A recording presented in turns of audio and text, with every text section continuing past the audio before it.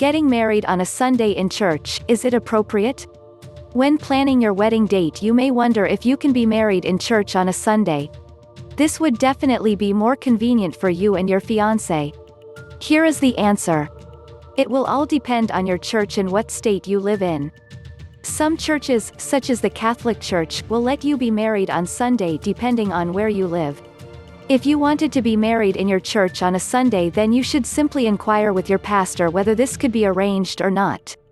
If you have been looking for a wedding venue, you may have discovered that rent is cheaper on weekdays. Here are some opinions on being married during a weekday. There is legally nothing stopping you from having your wedding on a weekday, although it isn't as convenient as having your wedding on a weekend.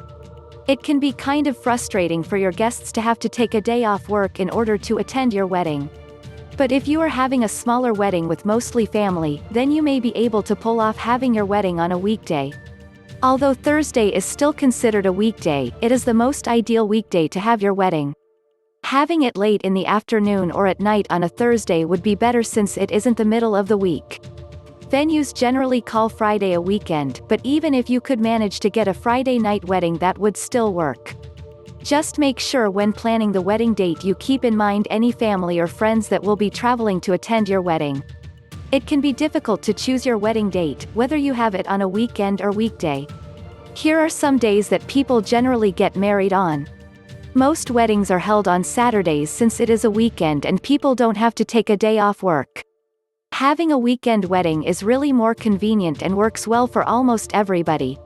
But since Saturdays are so commonly used as a wedding day, rates for venues can be especially expensive.